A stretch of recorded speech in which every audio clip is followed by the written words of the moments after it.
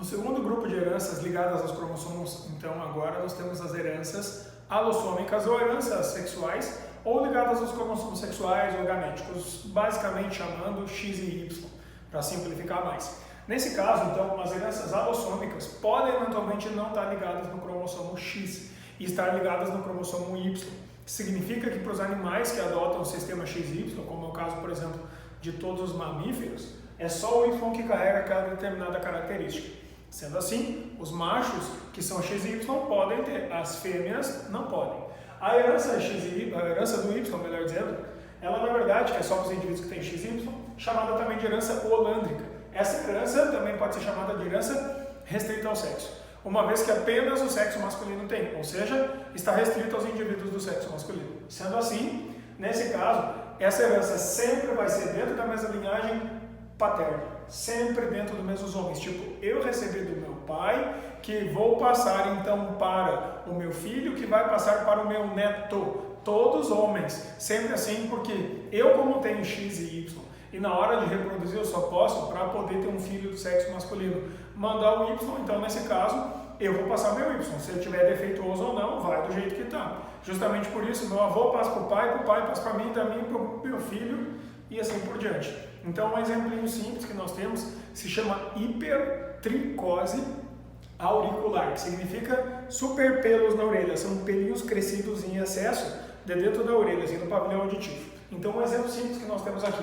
Se eu tenho um homem que tem um cromossomo Y, que tem uma determinada característica qualquer, essa característica, quando ele for ter um filho mulher, esse filho mulher que ele vai ter, na verdade, ele recebe o X dele. Então, o X ele passa. Como a mãe passa o X, beleza, ela passou o X. Agora, quando ele vai ter um filho, um menino, o que acaba acontecendo é que ele passa o Y para o filho e o X vem da mãe. Sendo assim, se a característica em questão, a doença ou o caráter qualquer, tiver no Y, veio diretamente do pai dele. Aí, quando esse menino for ter um filho, ele vai casar com uma mulher que tem um genótipo qualquer e vai passar o Y para o seu filho, ou seja, homem para o seu filho e para o seu neto, e assim sempre o Y é igual. É dentro do cromossomo Y que nós temos características como, por exemplo, a definição do aparelho reprodutor masculino. Então, a herança do Y, ou holândrica, é uma herança muito rara de aparecer, tá? É difícil de você ouvir falar, mas as heranças que realmente têm grandes chances de aparecer são essas, as heranças ligadas ao cromossomo X,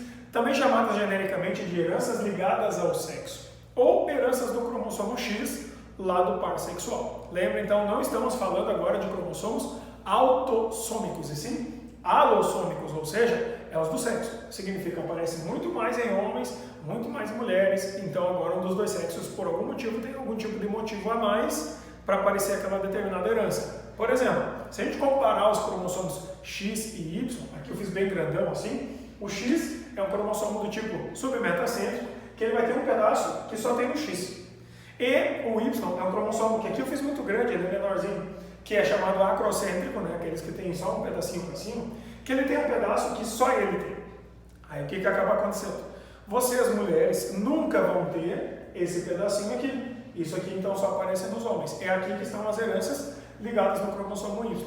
Essa parte é a parte não homóloga ou não repetida do Y em relação ao X. Já esse pedacinho aqui, que é o pedacinho que está no X e não está no Y, nós homens temos. Porque nós temos X e Y, nós temos este e este. Vocês mulheres apresentam X e X, então vocês só têm esse aqui e não apresentam nunca esse. Então esse pedacinho do X, que só tem no cromossomo X, pode aparecer em mulheres e em homens, por causa justamente que os homens têm também o cromossomo X. Sendo assim, as heranças que estiverem ligadas nesse fragmento aqui, são heranças da região não homóloga ou não repetida, do X em relação ao Y, só tem no cromossomo X. Só que justamente por causa disso, a probabilidade de aparecimento disso em mulheres e ou homens é diferente. Então, nesse caso, em especial, nós temos o seguinte. Primeiro, quando as heranças estão ligadas nesse pedaço, que é o do cromossomo X, porém são heranças de caráter dominante. Quando acontece isso acontece muito mais em mulheres, e quando essas forem doentes, elas vão receber o gene afetado do seu pai afetado. Então, um exemplinho de família é assim, tá? Se nós tivermos um cromossomo X, com o Dzão, que é um cromossomo então com o gene afetado, o gene dominante, e ou com um cromossomo X, com o Dzinho, que é o cromossomo normal, com o gene normal. Então, o gene recessivo, né? Sendo assim, todas as mulheres que tiverem um Dzão, já vão ser afetadas. Então aqui ela tem 2 e é afetada. Aqui ela tem 1 e é afetada porque é dominante. Aqui ela tem 2 recessivos, ela é normal. É o único jeito de ser normal. Quando a herança é dominante para os homens, nós temos ou o homem afetado, um Dzão e um Y, ou o Dzinho e o Y, e ele é normal. Sendo assim, os homens eles nunca vão ser homozigotos. Eles só podem ter um X, então eles são hemizigotos. Tá? Quando acontece isso, então, se eu tiver uma família onde o pai é afetado, ele é XDzão, a mãe é normal, ela é XDzinho. Quando acontecer isso aqui, esse casal, quando for ter filhos do sexo feminino, sempre as meninas vão obrigatoriamente receber esse Dzão do pai, porque o pai não pode mandar Y para fazer menina, senão ele faria um menino. Então, o que acaba acontecendo é que ele manda o XDzão, pronto, filha já está doente. Manda XDzão, pronto, filha já está doente. Não interessa nem o que vem da mãe. O pai, de certeza, é o responsável por deixá-la doente. Aí, nesse caso aqui, nas duas situações, a mãe só tem XDzinho para mandar, ela manda o Dzinho. Então, o que acaba acontecendo é que nós vamos ter filhas que são Dzão-Dzinho, são heterozigóticas, mas por causa do Dzão que elas receberam do seu pai, é que essas filhas vão apresentar determinada doença. Então, aqui e aqui veio diretamente do pai. Aí, o que o pai passa para esse menino? Passa o Y. Então, quem é que salva esse guri e faz ele escapar de ter a determinada doença? O fato da mãe ser normal e apresentar Dzinho. Então, o pai manda o Y para ele e a mãe é que faz ele escapar. Então, nas heranças dominantes ligadas aos cromossomos sexuais, olhem só, mais mulheres do que homens afetados. Então, dominante sempre mais mulher do que homem, e as mulheres todas recebem diretamente do pai.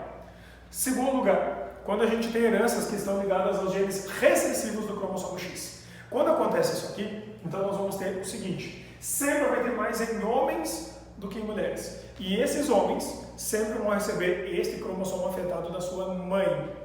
Então, nesse caso agora, o que acaba acontecendo é que nós vamos ter o X com o Dzão sendo o cromossomo com gene normal. E já que uma doença é excessiva, o X com o Dzinho, o cromossomo afetado. Então, para as mulheres, como elas apresentam 2 cromossomos X, elas podem ter XDzão e ser uma mulher normal. XDzão, normal, XDzinho, carrega o gene para a doença, mas não desenvolve. Porque como é uma doença recessiva, ligada no allelo recessivo, lembre, o recessivo só aparece com mais força quando ele, na verdade, está relacionado diretamente, tá, com o segundo recessivo. Sendo assim, o Dzão apaga o efeito dele. Então, essa mulher que tem um Dzão e um Dzinho, a gente vai chamar de mulher normal portadora. Ela não desenvolve as características, mas carrega a genética para desenvolver um filho assim. Então, ela pode vir a ter netos com essa característica. Além disso, nós vamos ter aqui XDzinho e XDzinho. Aí sim, uma mulher afetada. Então, nesse caso, a mulher que vai ter a determinada doença em questão. Mas ela precisou ter os 2 Dzinhos. Já no caso dos homens, como o homem sempre é um indivíduo hemizigoto e nunca homozigoto, ele ou tem o Dzão e é normal, ou tem o Dzinho e é afetado. O homem não tem uma terceira hipótese. Não pode ser normal e portador, só quem pode ser isso é uma mulher. Então, cuidado. Quando vocês olharem esses tipos de heranças que são recessivas, ligadas ao cromossomo X, é possível que se vocês tentarem usar aqui um teste de uma herança autossômica recessiva, pode ser que dê certo. Então vocês têm que contar e dar uma olhada. A primeira coisa, olha, você tem diferença de mulher e de homem. E aqui nós vamos ter 1, 2, 3, 4 homens afetados. E apenas uma mulher afetada. Então tem muito mais homem do que mulher. Isso é bem normal nessas heranças. Ter mais homens do que mulheres, ou então, nas heranças dominantes, ter mais mulheres do que homens. Quando acontece isso, então, é uma discrepância grande. Não é de 2 para 3, nem de 1 para 2. Sim, de 5 para 1, 6 para 1. É sempre um número bem diferente. Quando acontece isso, então, olhem só. Se esse homem ele é afetado, então ele é XDzinho, Y, ele é afetado. Se essa mulher é uma mulher normal, ela pode ser ou XDzão, Dzinho, ou XDzinho, XDzinho. Então, no início não dá para saber. Mas tem outras características que permitem a gente identificar, que é o seguinte, a gente sabe que todos os meninos dessa genealogia, eles vão ter que ser exatamente iguais a seu pai, assim. Então, já a gente já pode pegar e sair marcando todos. Esse aqui, a gente marca esse aqui, a gente marca aquele lá. A gente também sabe que as mulheres que são afetadas obrigatoriamente são XDzinho e Dzinho. Dá para marcar esse aqui, marca esse homem aqui e marca esse aqui. A gente também tem certeza, além das mulheres afetadas e dos homens afetados, os homens normais. Os homens normais a gente sabe então que eles sempre serão XDzão e Y. E aqui nós temos então XDzão e Y. Então a única coisa que nós vamos ficar em dúvida são as mulheres que são normais e normais portadoras. Sendo assim, a gente depois é capaz de descobrir. Por exemplo, nesse caso aqui, se o filho é XDzinho Y, e a gente viu que sempre recebe da mãe, então o Y veio do pai e o XDzinho veio da mãe. Então essa mãe normal aqui, ela tem um Dzinho. O único jeito dela ser normal é ter o Dzinho. Senão, ela tendo Dzinho seria afetada. Então, nesse caso aqui, a mãe dele é X, Dzão, X, Dzinho. Segundo, esse outro cara aqui, ele recebeu o Y do seu pai e o X, Dzão, tem que ter vindo da sua mãe. Porque, né, não tem como ele receber o Dzão que não seja da mãe, sendo que o Y veio do pai. Então, já dá para identificar esses genótipos aqui, o do cara, o da mulher e o dos dois filhos. Ainda, nesse caso aqui, a gente sabe que esse homem é XDzinho Y, sendo que o Y veio do pai, obrigatoriamente o XDzinho veio da mãe. Se essa mãe tem XDzinho, o único jeito dela ser normal é ela ser Dzinho. Então já identificamos esses dois de cima, esses outros 4, esse aqui, essa mulher aqui. Agora vamos identificar esses últimos. Então eu tenho certeza absoluta, primeiro, que este pai, ele só pode passar para aquela filha um XDzinho, que é o que ele tem. Então se ela é uma mulher normal, obrigatoriamente o XDzinho dela está acompanhado de um XDzão, que veio de quem? Obrigatoriamente da mãe. E aí, do lado de lá, esse homem é afetado. Se ele é afetado, então ele tem XDzinho Y, como nós vimos, e ele vai passar para sua filha XDzinho. Então o XDzão tem que ter vindo da mãe. Então a gente consegue identificar todo mundo aqui. Então a primeira coisa é bater o olho aqui e olhar, ver se tem mais mulher ou mais homem. Se os números, os valores forem muito parecidos, deve ser uma herança autossômica. Aí tu vai olhar se é dominante ou recessivo. Mas, se tiver números discrepantes, muito mais mulher ou muito mais homem, aí tu vai ter que tentar encaixar. Ou numa herança recessiva, ou numa dominante ligada no cromossomo X. Dentre essas, as heranças recessivas do X são as mais famosas. E nós temos 3 grandes exemplos super famosos de doenças que têm isso. Por exemplo, a hemofilia, que são pessoas que têm dificuldade de coagular o sangue, porque falta uma proteína chamada fator 8 de coagulação sanguínea, ou fibrinogênia. Tá? Então, a pessoa não para de sangrar e vai morrer. Em homens, isso é mais comum de acontecer, porque tem mais em homens. E mulheres não tanto, porque quando a mulher que tem isso aqui menstrua pela primeira vez, ela morre sangrando. Então, ao longo da evolução, muitas mulheres foram perdidas assim. Ainda, nós temos a segunda doença chamada daltonismo, que é aquele problema que as pessoas têm, quando tem isso aqui, de não enxergar determinado tipo de cor ou fazer confusão de cores. Quando acontecer isso aqui, o daltonismo é uma doença mais light, assim, mais leve, porque ela dificilmente vai levar para a sua morte, né? A não ser que a pessoa confunda alguma coisa importante. Senão, não. Sendo assim, o que acaba acontecendo com o daltonismo é uma simples inversão de cores por causa de um problema na fabricação de determinados cones, que são aquelas celulinhas que tem no fundo do olho, que identificam para nós os comprimentos de onda diferentes. E ainda, nós podemos ter uma distrofia muscular do tipo do Duchenne. Essa distrofia muscular, ela na verdade é um problema genético que tem muita probabilidade de levar à morte, tá? E normalmente em casos mais comuns, bem jovens, assim, a pessoa normalmente morre muito cedo. Então, em geral, antes de ter filho, por isso que o número de mulheres que acabam tendo isso e fazem filhos é muito comum se elas forem mulheres normais portadoras. Então, os homens em geral acabam morrendo antes de ter filho. Então, essas heranças aqui são as heranças mais comuns que a gente vai ter que estão ligadas nos cromossomos alossômicos.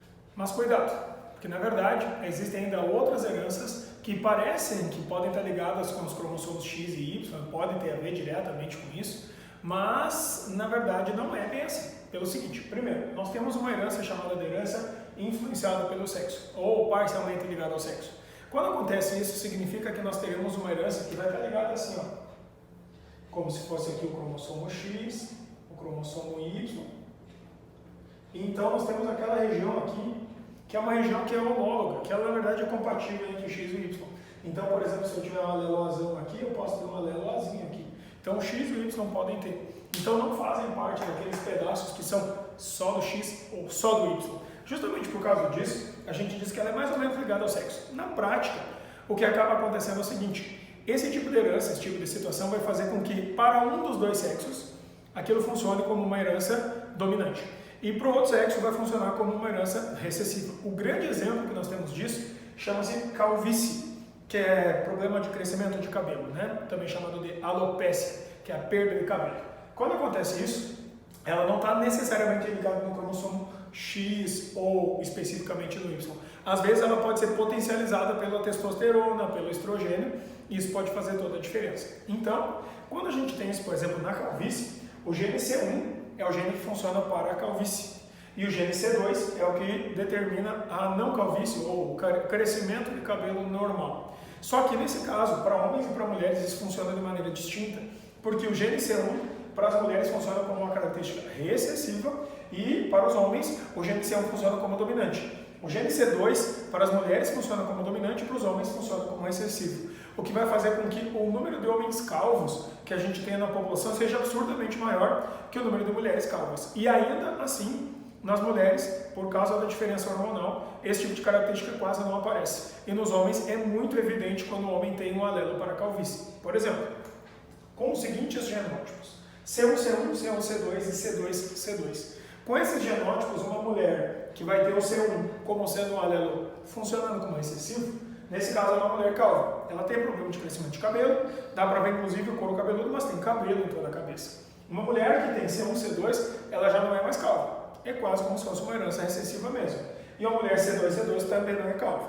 Em contrapartida, quando tu pega os mesmos genótipos para um indivíduo do sexo masculino, agora a herança funciona como se fosse uma herança dominante. Nesse caso, um homem com C1, C1 é calvo, muito calvo, completamente careca, liso. Segundo, um homem com C1, C2 é calvo também, porque para ele o C1 funciona como dominante. Então o que acaba acontecendo é que esse homem também é calvo. E em terceiro, que é a única chance desse homem escapar dessa característica da calvície, se ele tiver C2, C2, que para ele vai funcionar então como se fosse o alelo recessivo. Então cuidado, por isso que aparece mais no homem que na mulher, porque na verdade para o homem tem um tipo de papel e para a mulher tem outro, certo? Esse é um caso bem clássico, cuidado para não esquecer. Ainda, nós temos um outro tipo de herança, um último tipo de herança dessas principais, assim, que é a herança mitocondrial. Não esqueçam de uma coisa importante: todas as mitocôndrias que a gente tem, via de regra, exceções existem, mas via de regra, nós recebemos as mitocôndrias da nossa mãe, sempre vem do óvulo. Então, por quê? Porque na verdade, o que acaba acontecendo é que aqui está o núcleo da mãe, esse aqui é a borda, né, do óvulo, com todas as camadas que tem, que é a membrana, corona radiata, zona pelúcida, e aí as mitocôndrias do óvulo. O espermatozoide, na verdade, por sua vez, eu desenhei ele grandão aqui para ficar mais fácil de ver, ele é uma célulinha que ele tem um acrossomo na ponta, para poder furar a entrada do óvulo, ele tem o corpo na cabeça, né, onde está o núcleo, o corpo ou peça intermediária, que é onde estão as mitocôndrias que vieram do espermatozoide do pai, e centríolos que formam o flagelo. É isso a estrutura do espermatozoide. Retículos e outras coisas não existem mais. Então, quando o espermatozoide chega até o óvulo, ele colide com a entrada do óvulo para que este núcleo do pai possa ir até lá e fundir com o núcleo da mãe, juntando o N do pai com o N da mãe, dando 2N que vai ter do filho. Só que normalmente, a partir da entrada desse espermatozoide, vai acontecer um fenômeno onde o óvulo blinda a sua membrana e nada mais passa. Então é extremamente raro de passar algumas mitocôndrias que vêm do espermatozoide do pai, então, para dentro do óvulo. Praticamente todas as vezes que nós temos mitocôndrias, elas são do óvulo, ou seja, são de origem materna. Então, não interessa se tu é homem ou se tu é mulher, nesse caso, as tuas mitocôndrias vieram do óvulo da tua mãe, que recebeu também do óvulo da avó, que recebeu do óvulo da bisavó. Significa que todas as mitocôndrias que nós temos, elas têm uma origem feminina, sempre da mãe. Quando aconteceu isso, a gente começou a fazer a análise do DNA mitocondrial e começou a perceber que existem similaridades entre os fragmentos de DNA encontrados nas mitocôndrias. Então, comparando vários tipos de mitocôndrias de várias pessoas do mundo inteiro, se chegou à conclusão, pela similaridade genética nas mitocôndrias, que tem alguns grupos de mulheres lá dentro da África que possuem genes que são comuns a praticamente todas as mitocôndrias espalhadas e disponíveis no mundo. Essas mulheres da África, que devem ter iniciado o processo de disseminação de mitocôndrias pelo mundo, ganharam o nome de Eva mitocondrial. A Eva mitocondrial, então, seria a mãe de todas as mulheres, que foi a primeira que começou um processo reprodutivo assim.